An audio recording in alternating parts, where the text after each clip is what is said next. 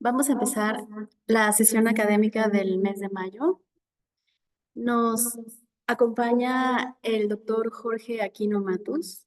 El doctor Jorge Aquino es especialista en medicina interna en el hospital, estudió en el Hospital Gea González, estudió la especialidad de gastroenterología aquí en el Hospital Médica Sur y justo de la plática que vamos a tener el día de hoy sobre trastornos de motilidad en el sistema digestivo en las personas mayores, se especializó en el Instituto Nacional de Ciencias Médicas y Nutrición, Salvador Subirán. Es para nosotros un gusto tenerlo acá. Y bueno, pues Jorge, bienvenido. Gracias por acompañarnos. Hola, buenos días a todos. Gracias a la doctora Marisol por la invitación y el espacio de compartir un rato con ustedes sobre un tema que para mí es apasionante, que es la motilidad gastrointestinal. Me gustaría que si tuvieran dudas las puedan anotar o agregar en el chat, porque lo que más enriquece una charla son las dudas de las personas que participan, porque eso es lo que al final queremos resolver. O sea, aclarar muchos conceptos, no normalizar síntomas y definitivamente mejorar la salud de nuestros pacientes y nuestros queridos progenitores y abuelos. No tengo ningún conflicto de interés para esta charla y hay que recordar que las personas longevas actualmente se están incrementando debido a muchos beneficios que hay en la salud pública, en las atenciones de las enfermedades primarias.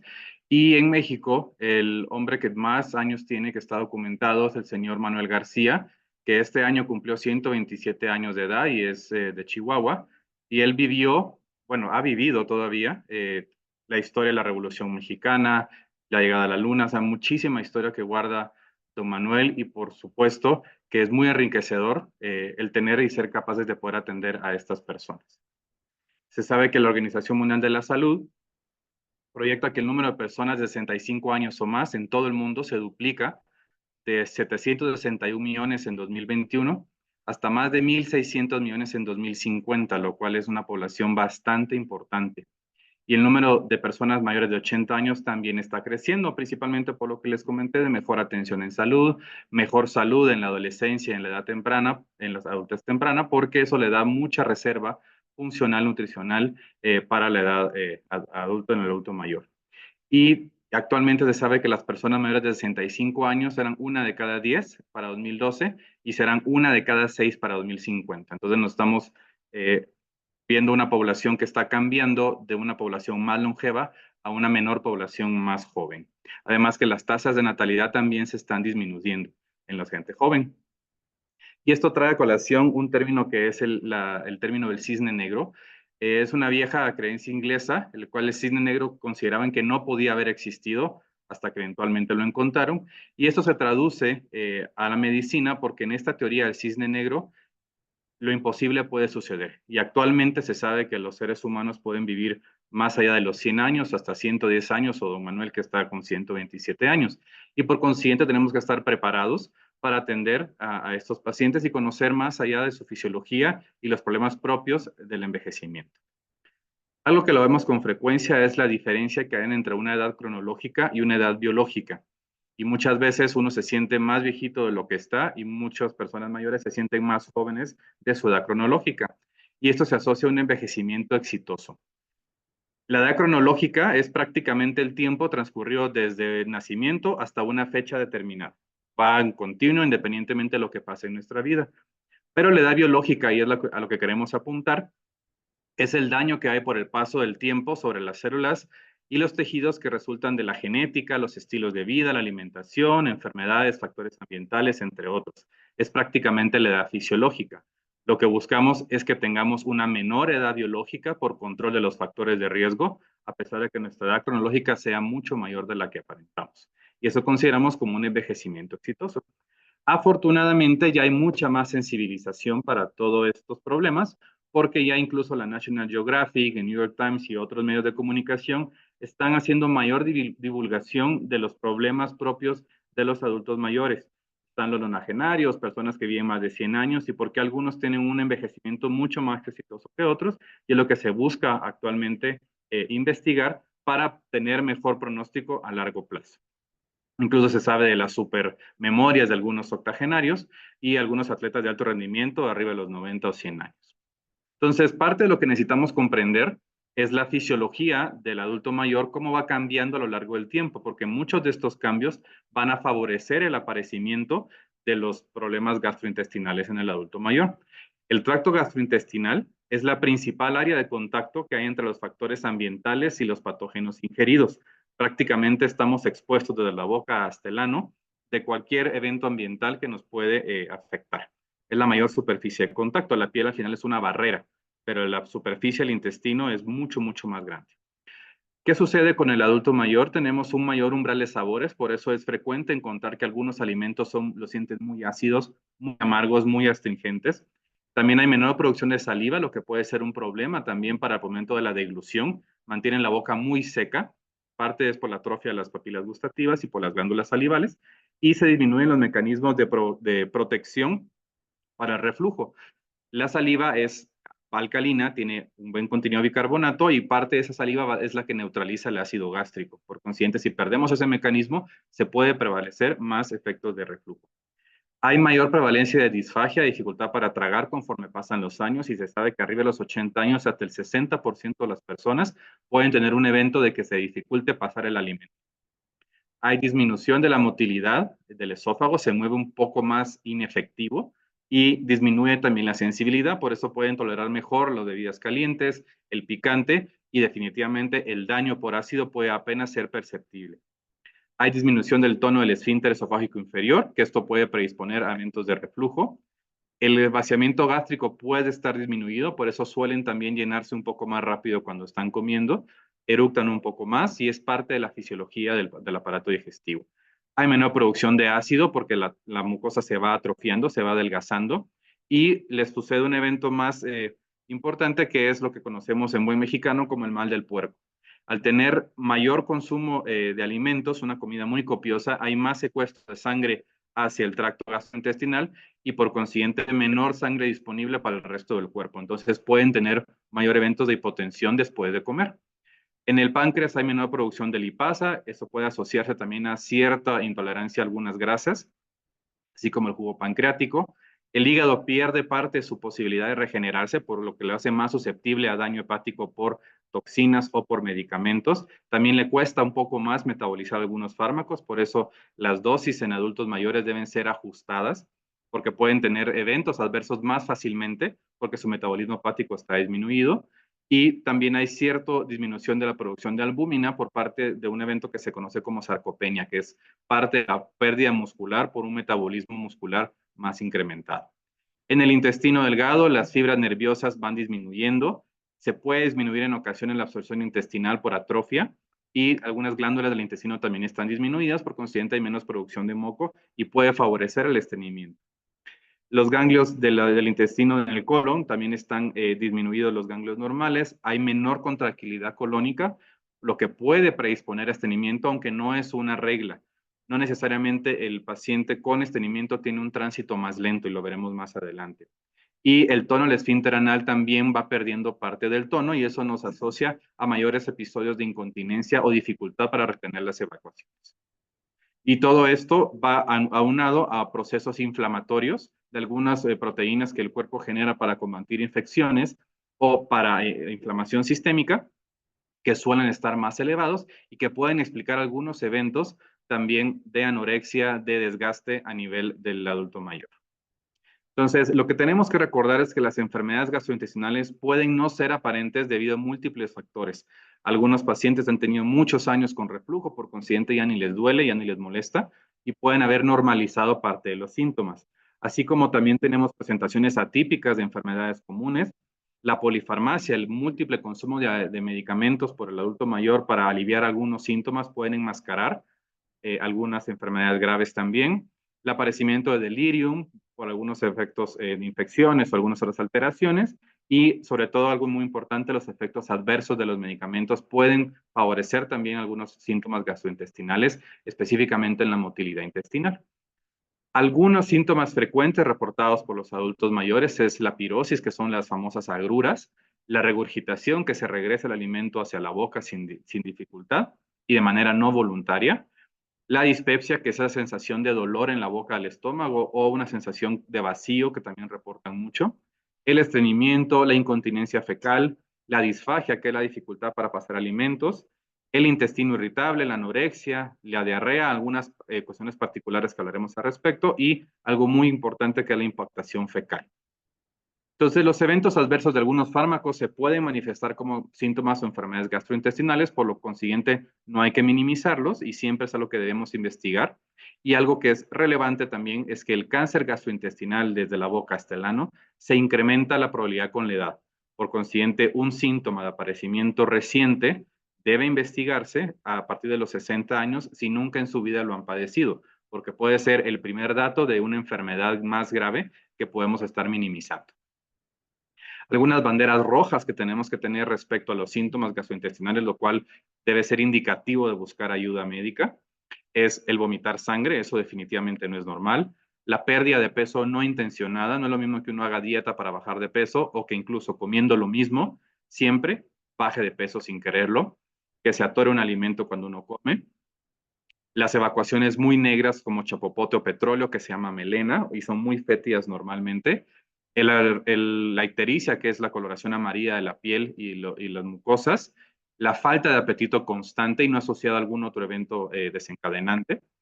La anemia en el adulto mayor es muy importante y la principal causa de buscar es gastrointestinal.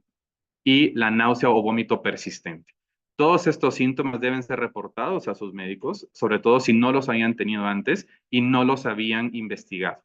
Pueden ser eventos adversos a algunos fármacos o puede ser una enfermedad gastrointestinal grave. Y en esta gráfica, que es muy colorida, lo que llama la atención es cómo de la incidencia, que es el número de casos nuevos por año de algunos cánceres, así como la mortalidad por esos cánceres, es mayormente prevalente de los 60 años para arriba. Y lo que remarco acá en este cuadro es el cáncer de colon y el cáncer de esófago, que son los dos cánceres principales en el adulto mayor. Por consiguiente, vemos que hay una carga importante de cáncer gastrointestinal a partir de los 60 años y por consiguiente debe ser un dato de alarma. Esta es una gráfica, una tabla de únicamente los cánceres gastrointestinales a partir de los 75 años y cómo ha cambiado la tendencia.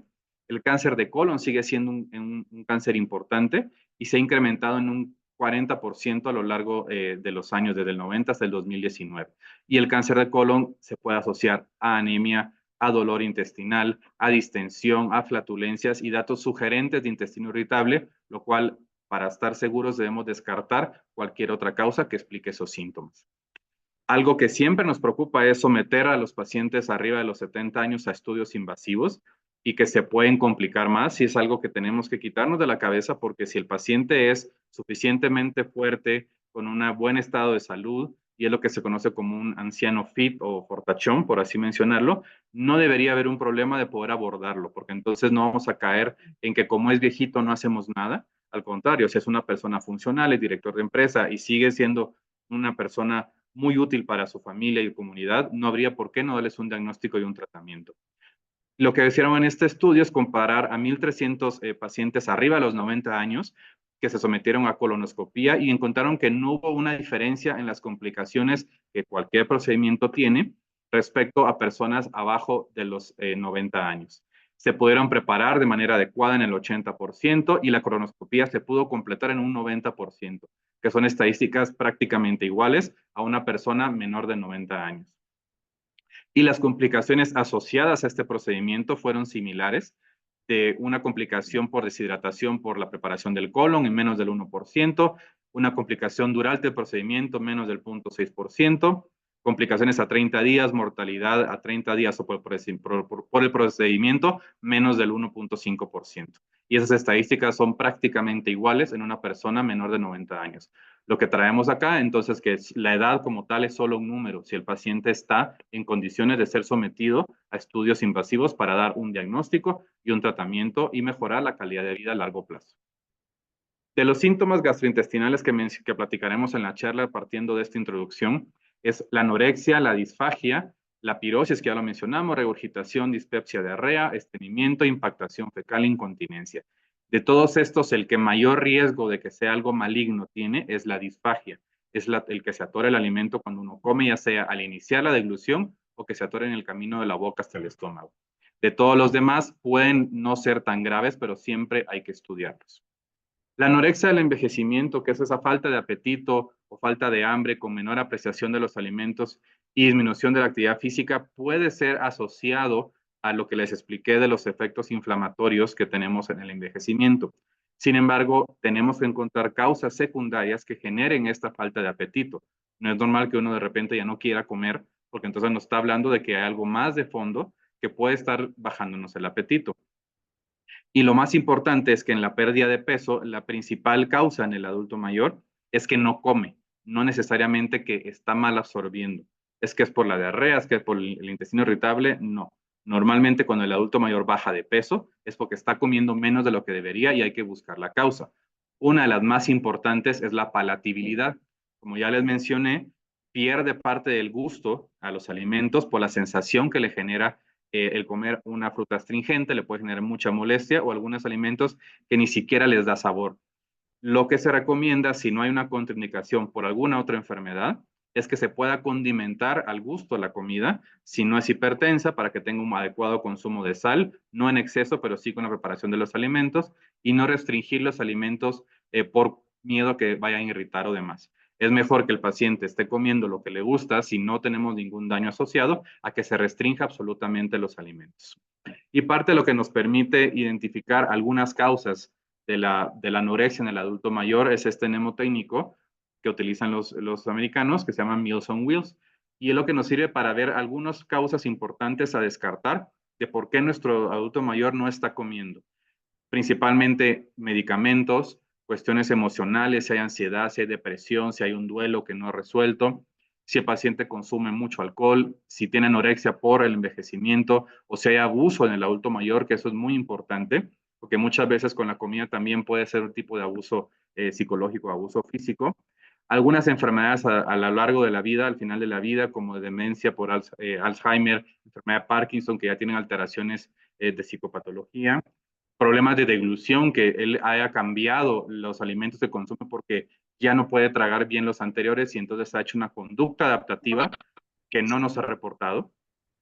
Un momento también hay que buscar la patología oral, si ya no tiene dientes, definitivamente no puede comer alimentos fibrosos que debe triturar, que no tenga dinero para poder conseguir la comida si es que vive solo, si la beca, la jubilación no llegó, si tiene problemas de demencia y está en situación de calle, si hay problemas de hipertiroidismo, si hay algún problema entérico del intestino, de que haya una diarrea y haya sí mala absorción, que tenga un trastorno de conducta alimentaria tipo anorexia nervosa o bulimia en el adulto mayor, que también puede aparecer, que tenga poco consumo de los diferentes condimentos, como las grasas que se suelen restringir para no aumentar de peso, pero la grasa le da también palatabilidad o mucho sabor a la comida, o que tenga poca sal, o que definitivamente no tenga cómo hacer las compras ni preparar la comida. Si es una persona que está postrada en cama por una fractura de cadera, pues menos que alguien llegue hacerle los alimentos, hacer las compras, no va a tener disponibilidad de comer aunque tenga el resto de recursos. Entonces, es algo que no debemos dejar pasar porque la falta de apetito puede ser por alguno de estos factores o ser secundario a una causa mayor que debemos investigar. No se debe dejar pasar por alto. Y lo importante es que estos efectos de la pérdida de peso y la desnutrición pueden generar muchísimas alteraciones en la cicatrización de heridas, masa muscular disminuida, por consiguiente más riesgo de fracturas, la función inmune, a las defensas del cuerpo van disminuyendo, hay una menor respuesta a las vacunas, entonces aunque se vacunaron contra la influenza, les da influenza y terminan hospitalizados, pero porque estaban desnutridos, puede favorecer la disfunción cognitiva, más olvidos, más deshidratación, problemas cardíacos, es decir, un sinnúmero de efectos adversos por una pérdida de peso y desnutrición en el anciano que muchas veces suele pasar desapercibidas porque come poquito porque así es él. Entonces, no debemos normalizar si tenemos un problema mayor de ingesta de alimentos. De los más importantes, que es el que se atora el alimento, la disfagia, va a ocurrir en 20% de las personas mayores de 50 años y hasta el 60% de las personas que viven o que son residentes de asilos. Y tenemos dos tipos importantes, la disfagia que es orofaringia, que es la que se atora el alimento cuando uno inicia la deglución, y la disfagia esofágica, que es la disfagia que va de la garganta para abajo. Hay diferentes causas en cada una, algunas son compartidas, pero definitivamente no es normal que se nos atore el alimento. Si en un momento estamos platicando, nos reímos y se nos va chueco el garbanzo, perfecto. Pero si es algo constante, a pesar de intentar estar concentrado comiendo y que tengamos falta de fuerza o que aunque el alimento pase se atore, eso no es normal y debe ser investigado. Porque muchas veces podemos tener aspiración y es que el contenido que estamos deglutiendo se va hacia la tráquea y nos puede generar neumonía o incluso asfixia y muerte. Y estas son las consecuencias importantes de que se atore un alimento de manera continua. Se deshidrata porque el paciente deja de estar comiendo porque sabe que se va a atorar, entonces come poquito hasta que se atora. Se desnutren, se pueden asfixiar, puede haber aspiración, neumonía y definitivamente algo que no queremos, que es la muerte por asfixia. Y hay que comprender que el mecanismo normal, que es la peristalsis de que propulsa el alimento de la boca hasta el estómago, son por unas contracciones musculares que van propulsando el alimento y la saliva y a veces el aire cuando platicamos se va hacia el estómago de una manera normal. Entonces, cualquier alteración desde la boca hasta el estómago, hasta la unión del estómago, puede generar disfagia en el paciente anciano. Y tenemos causas estructurales, lo más importante es tratar que no sea un tumor que le esté generando este problema para desglutir.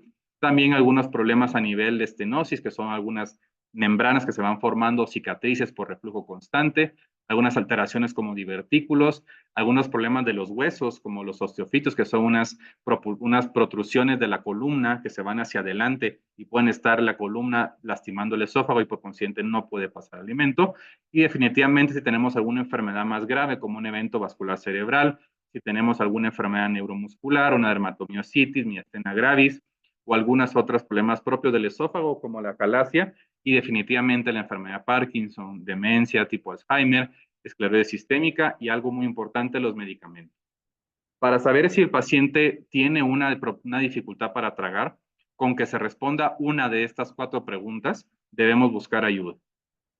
Es que cuando uno empieza a deglutir tenga retraso en la iniciación, es decir, que tengamos mucho tiempo el bolo en el alimento, en la boca para poderlo deglutir, si hay regurgitación postnasal, si nos sale el alimento por la nariz, si luego de deglutir hay tos y si tenemos que hacer muchos intentos de deglutir para que pase el alimento. Uno de estos 4 positivos da una probabilidad del 80% para que tengamos un problema de deglución a nivel de la faringe. Y eso nos implica un riesgo, como les mencioné, de infecciones, de aspiración o de asfixia. Por consiguiente, debemos buscar ayuda en ese mismo momento.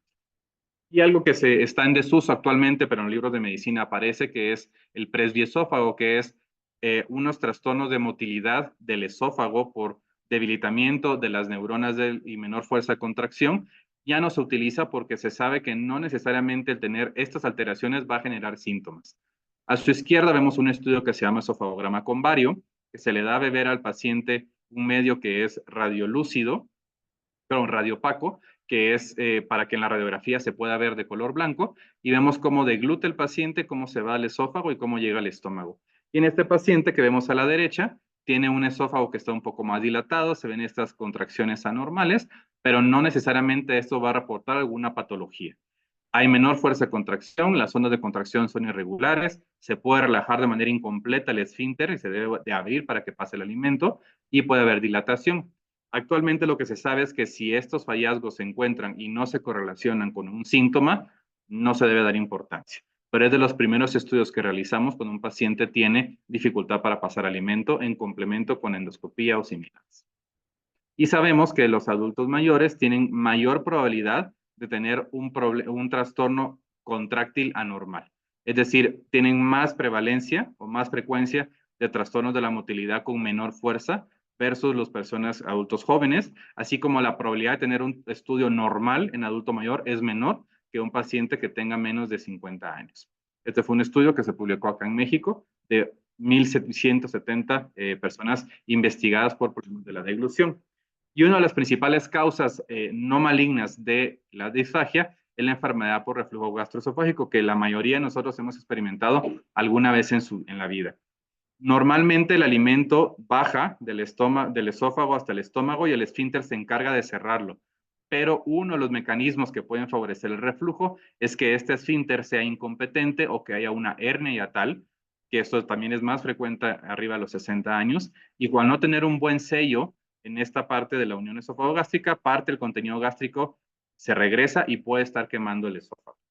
Es una de las causas más frecuentes de consulta que tenemos en gastroenterología en mayores de 65 años, así como el estreñimiento. También puede ser un problema importante.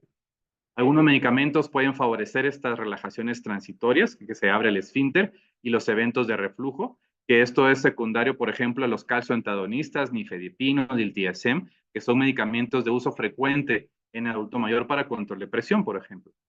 Los síntomas atípicos, es decir, no necesariamente tendremos agruras o regurgitación. También podemos manifestar dificultad para tragar alimentos, dispepsia, que es esas agruras en la boca del estómago, ronquera, se llena muy rápido para comer. Hay síntomas respiratorios o neumonía a repetición porque se regresa hasta la faringe y con eso se va hacia el pulmón, vómitos y eructos constantes. Y algo que no debemos olvidar que puede asociarse a todo esto es la esofagitis por medicamentos. A veces tenemos la mala costumbre de tomar los medicamentos con poca agua porque vamos de carreras o que nunca hemos tenido problema para deglutir, pero el problema no es que se degluta, sino que si el alimento no cae hasta el estómago, se puede quedar atorado en el esófago y quemar o ulcerar. Y esto lo vemos hasta 4 casos por cada 100,000 personas, o sea, es relativamente frecuente.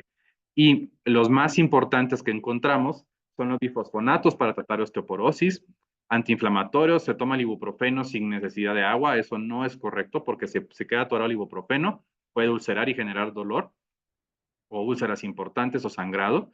El sulfato ferroso para tratar anemia, cloruro de potasio para cuando tenemos el potasio bajo, la quinidina que no se utiliza tanto, que es un antimalárico, y las tetraciclinas. Entonces, estos son los más favorables para que se puedan quedar atorados y si no se consumen con agua, pero prácticamente cualquier otro medicamento, y entre más medicamentos consumamos, más probabilidad de que se quede alguno atorado. La dispepsia, que es las agruras o el dolor en la boca, al estómago, sensación de vacío, también es una causa importante de consulta y 40% de las personas tienen una causa que explica este síntoma. Principalmente son las úlceras, los datos atípicos de reflujo o el cáncer gástrico, definitivamente. Por consiguiente, si tenemos aparecimiento de estos síntomas, debemos investigarlos. De otra manera, hasta el 60% no encontramos una causa y entonces se puede catalogar como una dispepsia funcional, que es un problema de sensibilidad del estómago no asociado a una causa orgánica. El 25% de personas hasta los 60 a los 93 años reportan síntomas de dolor epigástrico más de 6 episodios por año. Por consiguiente, lo tendremos y lo veremos en consulta. Y hasta el 80% de las personas mayores de 60 años tienen una infección por Helicobacter pylori. Y este Helicobacter pylori es la bacteria que crece en el estómago y que puede ser causa de úlceras en el estómago o en el duodeno. Y por consiguiente es una causa reversible que amerita tratamiento para revertir los síntomas de dispepsia. Definitivamente no se puede dejar pasar y se debe investigar y se debe abordar y tratar. Uno también de los síntomas más frecuentes en el adulto mayor es la diarrea, por lo que mencionan que es una mala digestión, que le cayó pesado la comida. Sin embargo, se sabe que el intestino delgado tiene una gran reserva funcional, no se atrofia tanto y no pierde su función a lo largo de la vida. Por consiguiente, el atribuirle que la diarrea es causa de una mala absorción intestinal es incorrecto, ya que eso no es tan significativo. Usualmente tenemos causas secundarias de por qué el adulto mayor tiene un problema de diarrea, sobre todo de aparecimiento reciente. Si toda su vida ha tenido intestino irritable con variedad de diarrea, pues bueno, no esperamos que se cure en la edad adulta, pero en el adulto mayor, pero si aparece una diarrea de inicio reciente y nunca en su vida lo ha padecido, hay que investigarlo. Y esta malabsorción secundaria puede resultar de enfermedad celíaca, que en México, con 3 generaciones de mexicanos, de nacidos abuelos mexicanos, padres mexicanos y nosotros mexicanos, es poco probable que la tengamos, más no imposible, es sobre todo en personas con ascendencia europea y de Estados Unidos.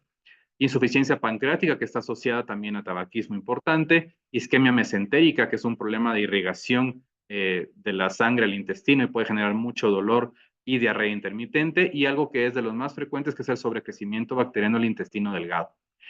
El estómago, al tener ácido, protege de las bacterias que nosotros comemos y prácticamente las destruye antes de que llegue al intestino. Pero el consumo de antibióticos, el consumo de omeprazol o inhibidores de bomba a largo plazo y algunos problemas como cirugías previas de bypass para bajar de peso o diabetes mellitus o infecciones frecuentes suelen hacer una alteración en la microbiota intestinal y que crezca de manera alterada, una sobre otra. Y por consiguiente, este sobrecrecimiento de bacterias que tenemos alterada en el intestino puede generar datos de diarrea y se debe tratar. Y eso se trata usualmente con un antibiótico muy específico para no tener efectos adversos de los otros. Y parte de la diarrea y los síntomas atípicos que tenemos con este SIBO, que es el sobrecrecimiento bacteriano, van a incluir pérdida de peso, falta de aire, edema, moretones, equimosis, queilitis, que son las erosiones o las cicatrices que nos salen a la par de los labios, inflamación de la lengua por deficiencia de vitamina B12, dolores óseos porque favorece osteoporosis, artritis, artralgias, fatiga, debilidad muscular. Por consiguiente, la diarrea tampoco es un síntoma que se debe dejar alterado. No es porque tenemos un colon más rápido, un intestino más rápido o que hay mala absorción. Normalmente va a ser secundario a alguna enfermedad de base que estamos viendo apenas. Y por consiguiente, amerita tratarla, identificarla primero y posteriormente tratarla. Después del reflujo, de los más importantes síntomas que vemos es el estreñimiento. Y es un síntoma muy común desde niños, adultos y adultos mayores. Hasta el 40% de las personas reportan evacuaciones poco frecuentes, menos de 3 veces por semana, que es lo que se considera normal o mínimo normal, así como dificultad para evacuar o heces duras. No es necesario, y son parte de los mitos que tenemos, no es necesario que uno haga todos los días, una vez al día. Cada uno tiene un patrón distinto de evacuaciones, pero ese patrón no debe ir cambiando tanto. Y parte de lo que utilizamos es esta escala que se llama escala de Bristol, que es muy clarita de cómo son los tipos de evacuación de materia fecal, desde las muy duras, cómo se van formando, cómo se van alisando, ablandando, deshaciendo y hasta totalmente líquidas. Entonces, el paciente que refiere un cambio en su patrón usual de evacuaciones con mayor dificultad o endurecimiento de las mismas, debe ser investigado por estreñimiento. Y hay algunas personas que tienen algo que se llama estreñimiento ocasional, que nunca en su vida tienen problema para evacuar, pero por ejemplo salen de viaje o cambian de dieta o tienen un evento fuerte, un duelo o la muerte de un familiar y se tapan prácticamente. Lo que sabemos en estudios grandes de Estados Unidos es que hasta del tipo 3 hasta el tipo 4 son los más frecuentes de evacuar, que son evacuaciones blanditas y lisitas, y las mujeres suelen tener evacuaciones más blanditas que los hombres. Los hombres pareciera ser que son un poquito más durito, pero dentro del rango normal. Es una escala que ustedes deben tener presente de cómo ver sus evacuaciones siempre, porque muchas veces nos ha pasado, cuando les preguntamos si hicieron duro, no saben, porque nunca las ven, si hicieron sangre, no saben, y son datos de alarma que nos permiten a nosotros abordar y buscar algunos datos importantes. Por consiguiente, una buena costumbre es ver las evacuaciones, ver que no tenga moco, restos de alimentos y similares. A ver,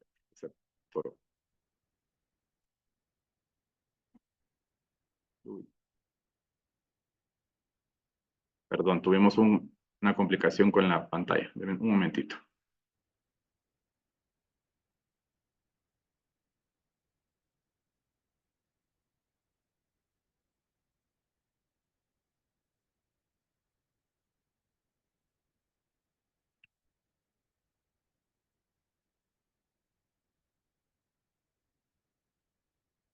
Una disculpa, nos traiciona la tecnología.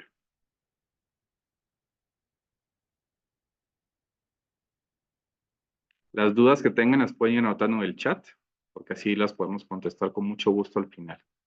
Como les mencioné, es de lo más enriquecedor de las charlas el poder resolver las dudas que tenemos de nuestros problemas.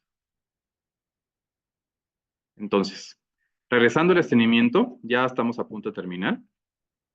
Tenemos una diferente prevalencia si es en la comunidad o si estamos hospitalizados viviendo en asilos. En la comunidad suele ser menor que si estamos hospitalizados, pero arriba de los 65 años en mujeres puede ser 26% y en hombres 16%, pero arriba de los 80 años suele ser un poco mayor, de 30% en ambos grupos. Y en pacientes que están hospitalizados, la prevalencia se va hasta el 80%. Es decir, es muy probable que tengamos un problema para evacuar si vivimos en un asilo o si estamos hospitalizados por una hospitalización ya sea crónica o aguda. Y algo que es un concepto de geriatría muy importante, que es la fragilidad, que es un síndrome geriátrico en el cual vemos qué tanta reserva funcional, cognitiva, muscular y que nos implica un riesgo de infecciones y mortalidad en el adulto mayor, es que las personas robustas, o sea, con un envejecimiento exitoso, tienen menos probabilidades de ser estreñidas, que las personas que son prefrágiles o frágiles. Estos, los geriatras, son los que se encargan de dar el diagnóstico de un síndrome de fragilidad, porque lo que implica son disminuir el riesgo de complicaciones a largo plazo. Y también se sabe que los pacientes que están crónicamente estreñidos, es más probable que tengamos pacientes frágiles con estreñimiento que no frágiles con estreñimiento. Entonces, es algo importante también de detallar porque la mayoría de veces va a ser por una causa secundaria. Aquellos que consumen opioides tipo tramadol, buprenorfina o similares para control de dolor crónico, tienen un riesgo de 2 veces más de estreñirse y un riesgo también de 2 veces más de necesitar laxantes. Muchas veces los laxantes se utilizan y no se reportan con el médico porque utilizan algún fármaco de farmacia que no requiere receta médica y normalmente están notando un cambio en sus evacuaciones, se tratan de manera privada o autónoma y no posteriormente nos lo reportan. Ya tuvimos un dato que fue el cambio en el patrón. Y el paciente que se estreñe también tiene mayor tiempo de estancia cuando es secundario opioides, un 10% más. En hospitales, lamentablemente, una de las primeras intervenciones es que el paciente no se puede mover de la cama y les damos un pato o un bacinete para poder hacer del baño. Esto incrementa el riesgo de que se estringan hasta un 75%. Nadie hace popó acostado y esto es más difícil hacerlo sobre un pato de metal. Por consiguiente, una buena práctica es que si el paciente se puede mover, desplazarlo al inodoro para que pueda hacer una evacuación más fisiológica posible. Y obviamente el consumo de fármacos y prácticamente todos los que consumimos, excepto los laxantes, pueden generar en algún momento estreñimiento. Por consiguiente, es algo que debemos investigar y reportar a nuestros médicos si está asociado el consumo de nuestros fármacos a un problema de estreñimiento. Ya que el cáncer de colon es de los más importantes en el adulto mayor, es importante saber que lo vamos a investigar el paciente que está apareciendo con nuevos síntomas. Y tenemos diferentes estrategias, desde la colonoscopía, la tomografía de abdomen, el tránsito intestinal, que se utilizan unos marcadores radiopacos que vemos acá, que son en una capsulita se dan unos fármacos, unos radiomarcadores para que veamos cómo van caminando a lo largo de los días. La manometría no rectal, cuando tenemos algún problema de la evacuación a nivel final, una mala coordinación de los músculos del ano, de relajación y la fuerza del abdomen. Una prueba de expulsión del balón, que también hacemos complementario a esto, cuando es un problema de la defecación a nivel anorrectal, y la defecografía. Todos estos estudios nos ayudan para dar un diagnóstico más fino del problema de estreñimiento del paciente y poder definir un tratamiento, porque si tenemos un problema a nivel anorrectal, no se trata de la misma manera como si tenemos un tumor rectal o si tenemos un tránsito muy lento. Nos sirve mucho para dilucidar qué es lo que vamos a hacer. De las mejores estrategias que tenemos para todas las personas, independientemente que estén estreñidas o no, es una adecuada posición para evacuar, que es esta que se encuentra acá. Otras estrategias que utilizamos es el incrementar el consumo de líquidos y el agua. Esto porque nos garantiza que las secreciones intestinales son suficientemente hidratadas y esto nos hace que sean más blandas para poder evacuar. El hacer ejercicio o una actividad física regular también estimula el tránsito del intestino. Tener un patrón regular de evacuaciones porque tenemos un reflejo condicionado. El problema es que muchas veces, y eso es a lo largo de nuestra vida, hemos sido mal educados para hacer popó en la casa y nunca más hasta regresar, sobre todo también si tenemos un viaje, el uso de los baños públicos. Entonces hemos mal educado nuestro intestino para hacer popó nada más en la mañana o en la noche en casa. Cuando nuestro reflejo normal es un reflejo que se llama gastrocólico, que es normalmente después de comer o del desayuno, tenemos contracciones del colon secundario a la distensión de la cámara gástrica por alimento. Y ustedes habrán visto muchas personas que inmediatamente después de comer van a hacer popó. Y eso es un reflejo normal, no debería limitarse y de hecho es una de las estrategias que intentamos buscar para tratar el estreñimiento, que nos volvamos a acostumbrar a hacer popó después de comer. Idealmente las primeras 2 horas después de despertar o después del desayuno o la comida.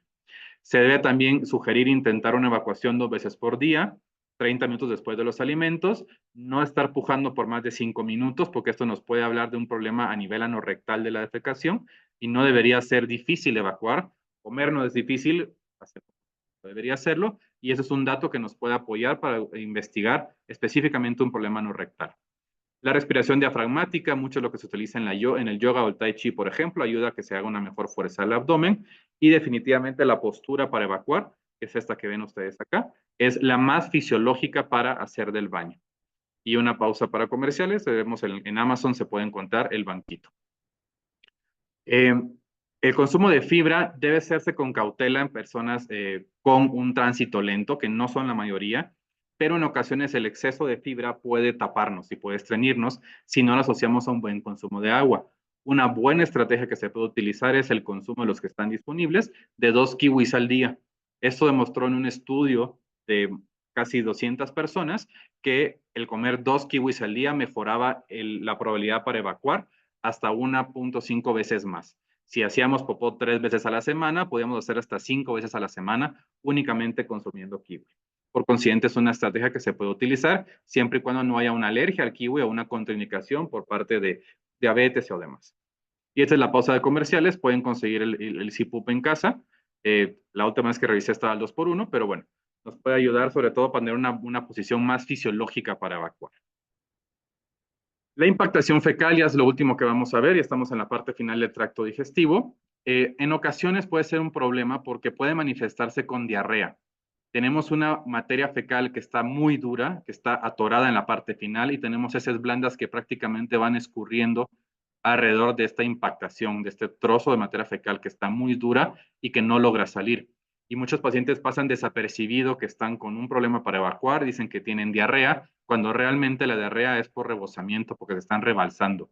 Y por consiguiente, el tratamiento no es antidiarreico, porque no va a compactar más la materia, sino al contrario, dar un buen tratamiento para que se ablande esta materia y determinar que no se lleguen a estreñir. Puede ser un efecto de estreñimiento.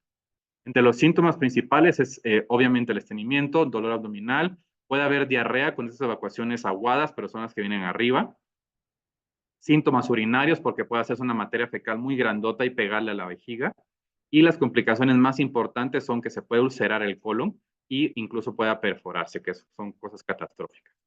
Y muy parecido, que a veces cuesta diferenciar mucho de la incontinencia de este problema de impactación, es que la incontinencia fecal es una enfermedad devastadora por todas las implicaciones emocionales y sociales que puede generar. La prevalencia afortunadamente no es tan alta, del 12%, pero sí se incrementa al doble en mayores de 80 años. Y suele ser más severa en pacientes también que están hospitalizados o que viven en asilos. Y definitivamente puede exacerbarse esta evacuación inconsciente e involuntaria de materia fecal, de gas, incluso intentando retenerla y no poder, por pacientes que tienen diarrea crónica. Ya mencionamos algunas causas, que están estreñidos o están impactados, por ejemplo, que tienen infecciones adicionales y pueden coexistir también con incontinencia urinaria, hasta en 40% de los hombres y 20% de las mujeres arriba de los 80 años. Principalmente porque la próstata juega aquí un papel importante en cuestiones de cáncer de próstata o problemas a nivel anorrectal, así como las mujeres que han tenido partos o cistoceles, que tienen, como le decimos, caída a la vejiga, puede estar condicionado también la incontinencia fecal por una falta de fuerza del piso pélvico por algunos factores a lo largo de la vida. Para terminar y para llevar a casa, lo que necesitamos es, primero, recordar que los síntomas gastrointestinales y el impacto en la calidad de vida de muchas enfermedades van a cambiar a lo largo de los años y debemos tenerlas en mente para poder investigarlas. Los síntomas gastrointestinales no se deben normalizar por la edad, decir que se le escapa la materia fecal porque está viejito, es que ya tiene demencia, entonces por eso no puede tragar. Eso es un dato de alarma y no se debe normalizar por el simple hecho de tener 90 años que tenga síntomas gastrointestinales problemáticos. Recordar siempre que la probabilidad de cáncer gastrointestinal se incrementa con la edad, por consiguiente es nuestro principal diagnóstico diferencial para buscar, y que el adulto mayor puede manifestar síntomas atípicos de enfermedades comunes. Por consiguiente, no se debe pasar por alto lo que nos están reportando que sienten. La disfagia, la dificultad para pasar alimento, es de los que más incrementa el riesgo de complicaciones y mortalidad. Por consiguiente, deben buscar atención inmediata. Y la incontinencia fecal es tremendamente devastadora, es de las que más impacto a la calidad de vida genera por el aislamiento social, la ansiedad, depresión o similar. Es para mí un placer estar con ustedes y contestar las dudas que tengan. Muchas gracias. Muchas gracias, doctor, por su plática muy interesante y además muy fácil de entender con los videos y las imágenes. Aquí tenemos unas preguntas escritas en el chat. Es, En la última pantalla sobre estreñimiento, vamos a regresarnos para verla directo. ¿Qué es lo normal? Vamos a ver a qué se refiere lo normal. El normal de cada uno lo define cada uno. Es decir, algunas personas hacen todos los días, una vez al día, y es normal. Sin embargo, lo que tenemos que ver es que la probabilidad de que una evacuación sea lo más normal posible es en esta consistencia, que es el tipo 3 o el tipo 4. Y eso es para todos, eso se mantiene a lo largo de la edad.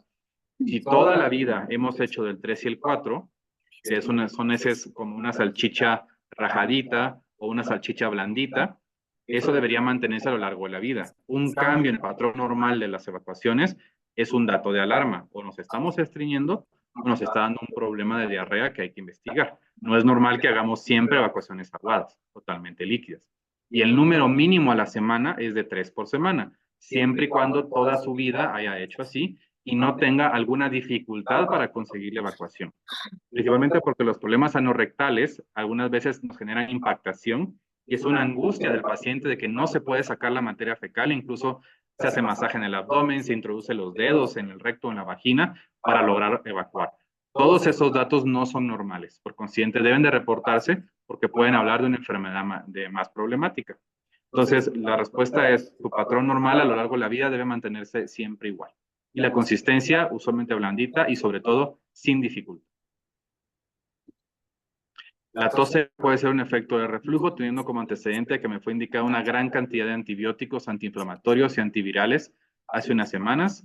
Todos los demás síntomas no me parece tenerlos, aunque hubo un poco de estreñimiento inusual por unos días. Vamos a empezar de atrás para adelante.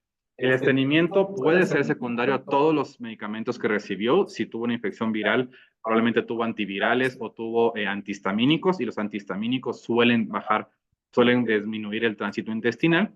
Pero la tos seca, incluso en adultos jóvenes o incluso en adolescentes, suele ser un problema y es un pleito que tenemos como máscara contra cabellera con los otorrinos.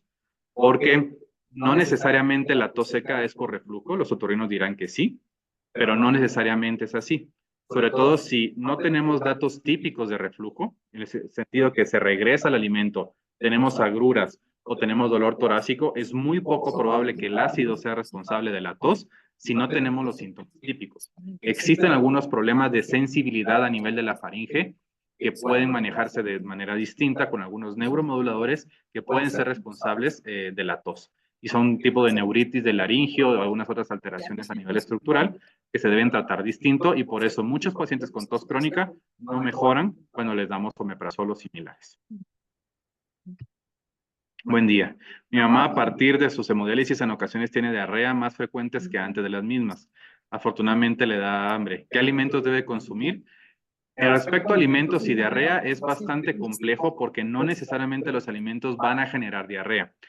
Su mamá tiene un problema de enfermedad renal crónica que usualmente está afectando también el tránsito gastrointestinal por la uremia, y si la hemodiálisis es secundaria a una enfermedad renal crónica por diabetes, la diabetes como tal puede generar alteraciones del movimiento intestinal y favorecer el estancamiento de bacterias y que crezcan en exceso. Es una de las causas de por qué podría tener diarrea su mamá, aunque no necesariamente va a ser por algo de alimentos. Y sobre todo porque si ella está con hemodiálisis, seguramente tiene restricción de líquidos en exceso, por consiguiente no nos sirve mucho bajar el consumo de líquidos para que las evacuaciones sean más secas. Usualmente se aborda cada caso en general. Mi mamá tiene 85 años, es diabética, hipertensa y con cierta frecuencia presenta diarrea. Esto se puede ver a qué hacer para mitigar esta situación. Justamente lo que les platiqué respecto a la diarrea, hay que investigar si esto es de aparecimiento reciente, si es secundario a algunos fármacos o si es secundaria a alguna causa estructural. Lo más recomendable es dar el diagnóstico luego de un abordaje específico del contexto de su mamá y entre la historia de vida, también sus patrones usuales de evacuaciones y algunas otras cosas que usualmente vemos, porque no es una receta para cada uno, porque no es una misma para todos. Hay que individualizar cada paciente y más a los 85 años. Muchas gracias, muchas gracias. Muchas gracias, muchas gracias. ¿Alguna pregunta? ¿No?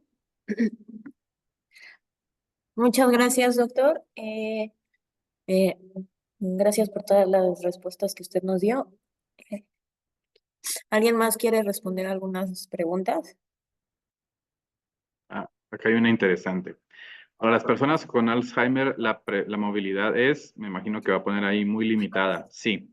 Definitivamente en problemas de Alzheimer, de Parkinson o enfermedades neurodegenerativas, el estreñimiento suele ser algo muy prevalente. Incluso se sabe que el aparecimiento de estreñimiento puede ser hasta 10 años antes del aparecimiento de la enfermedad tipo Alzheimer o Parkinson. En estos pacientes es muy difícil pedirles que hagan ejercicio, que hagan caminatas, sin embargo, la poca movilidad que podemos tener siempre va a ser favorable.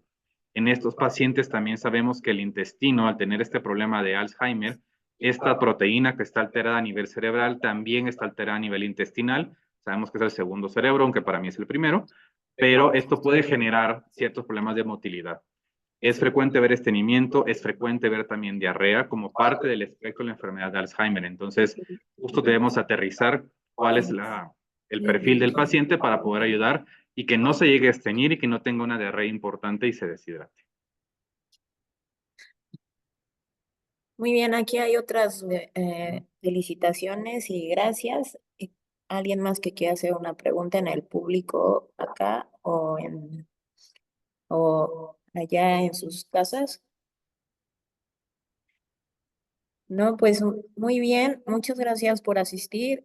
Tenemos 2 mensajes para ustedes antes de que se vayan. Y una última, perdón. Ok. Justo una última duda. Adelante. Muchas gracias, doctor. Mi pregunta es si es válido tomar fibra natural por la noche. Sí, de hecho es de las mejores intervenciones y las más utilizadas para estreñimiento, pero hay que tener mucha precaución que esa fibra no nos vaya a estreñir. Sobre todo si no es suficiente agua la que se le da o si no consume suficiente agua, esta fibra suele secar la materia fecal al final del intestino. Entonces, sí es una buena recomendación para todos en general, pero en aquel tipo de paciente con tránsito lento, que puede ser, por ejemplo, secundario a enfermedad de Parkinson o Alzheimer, o alguna otra enfermedad con un tránsito lento documentado, que es menos del 15%, afortunadamente, la fibra probablemente no sea la mejor intervención. Pero de manera general, normalmente puede ser utilizada. La ingesta periódica de vinagre de manzana, eso está muy en boga ahorita. Hay pocos estudios bien controlados que nos pueden atribuir algún beneficio, pero siempre y cuando no haya una contraindicación ni una intolerancia al mismo, no debería haber problema de que lo puedan utilizar. Lo que hay que tener mucha precaución es con el consumo de carbohidratos y demás. Buenos días, disculpe, por un adulto mayor que tuvo la bacteria por el Helicobacter pylori, estuvo en tratamiento, ¿puede volver a tenerla? ¿Qué causa su pérdida de peso y baja de hemoglobina? Sí.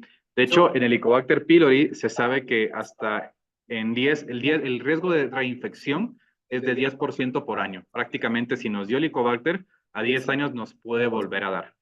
Por consiguiente, sí es una causa importante de pérdida de peso o de anorexia, porque el Helicobacter suele dar náusea, suele dar eructos y suele dar malestar, y en algunas personas puede ocasionar deficiencia de hierro y por consiguiente de hemoglobina. Por consiguiente, sí puede llegar a dar, aunque normalmente no es tan rápido la reinfección. Y que lo más importante de esto es que sea comprobado que se erradicó. Entonces hay diferentes pruebas que su gastroenterólogo o internista le puede realizar para estar seguro de que la bacteria se haya eliminado. Eso sí es muy importante determinar. Y sí, el Helicobacter a largo plazo puede ser disparador de cáncer gástrico. Entonces, cualquier paciente que tiene síntomas de dispepsia, que es el principal que genera, se debe investigar. No está recomendado investigarnos a todos por Helicobacter si no tenemos datos sugerentes de la infección. Pero si tenemos los datos y se comprueba la infección, debe ser erradicada.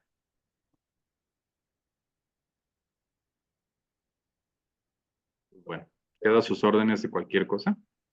Y un placer estar compartiendo con ustedes. Muchas gracias. Muchas gracias.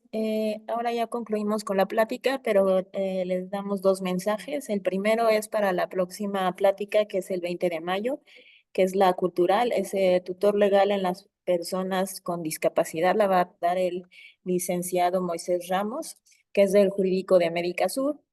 Y también, además, Marisol les quiere dar un mensaje importante.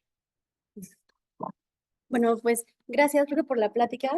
Realmente hemos compartido tanto en hospital como en consulta pacientes de geriatría con todas estas patologías y que a veces nos llegamos a asustar pensando que es a lo mejor alguna tumoración o alguna cosa más grave y es un problema de motilidad.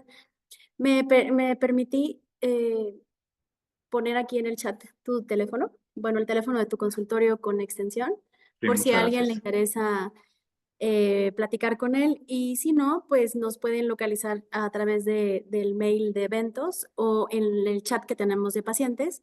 Y justo por eso también quería hacerles un comentario respecto a algo personal que